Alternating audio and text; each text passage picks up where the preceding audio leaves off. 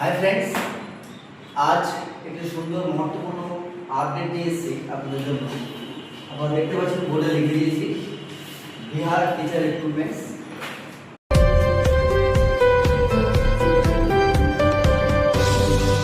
তো আমরা যারা বিহারে শিক্ষক হওয়ার জন্য স্বপ্ন দেখছি তাদের জন্য এটা খুব ভালো খবর। গতকাল বিহারকার সিএম মুখ্যমন্ত্রী মাননীয় শর্মা চৌধুরী উনি ওনার টুইটার হ্যান্ডেলে পোস্ট করেছেন যে আমরা 5 বছরে 1 লাখ শিক্ষক নেব এবং প্রতি বছরে আমরা 20,000 शिक्षक बहाली करेंगे। तो ये बात अच्छा नहीं है उन लोगों के लिए जो प्रिपरेशन ले रहे हैं बिहार एग्जाम के लेने के लिए, बिहार में शिक्षक बनने के लिए। ये ठीक न्यूज़ नहीं लग रहा है। और आप लोगों को कैसा लग रहा है आप कमेंट बॉक्स में लिख दीजिए।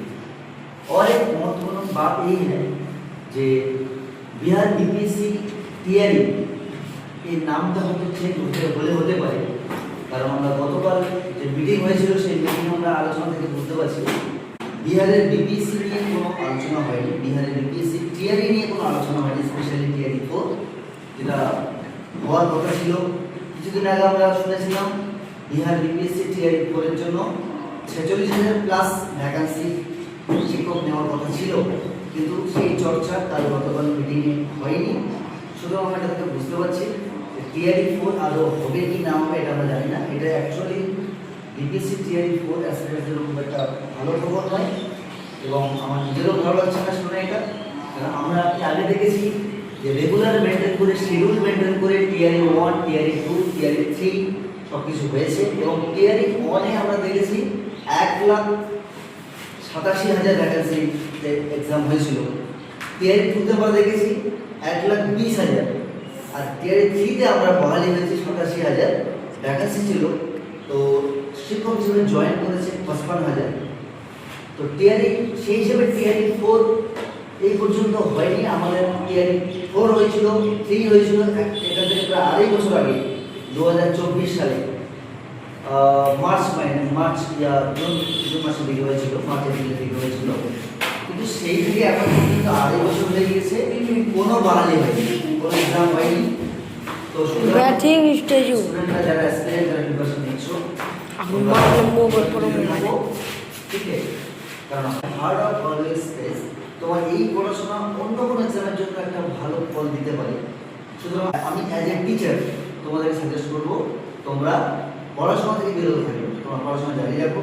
হতে পারে বিহার, হতে পারে ঝাড়খণ্ড, ইউপি, ওয়েস্ট বেঙ্গল, যে কোনো জায়গায় তোমার নকরি লেগে যেতে পারে, ঠিক আছে।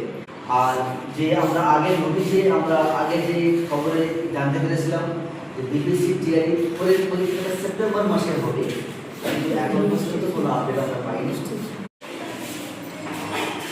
তো সেই জন্য বলছি যে বিপিএসসি টিআরই 4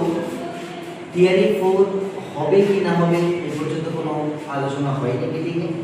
সুতরাং এই নামটা চেঞ্জ হতে পারে। বিহারের মুখ্যমন্ত্রী মাননীয় শর্মা চৌধুরী বলেছেন 1 বছরে 20,000 ভ্যাকান্সি, 20,000 সেই ভ্যাকান্সিতে বাহালি নেবে এবং এইভাবে 5 বছরে 1 লাখ শিক্ষক নেবে উনি বললেন।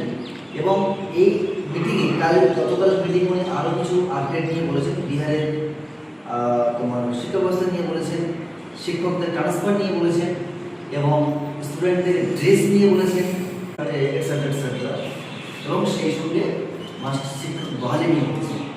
সুতরাং আমার এটাই বলার উদ্দেশ্য, আপনারা অ্যালার্ট থাকুন, আপনারা এক্সামের জন্য প্রিপারেশন থাকুন। জুলাই মাস পর্যন্ত নোটিশ আসবে যে শিক্ষক বহালির 20,000 ভ্যাকান্সিতে পরীক্ষা হবে।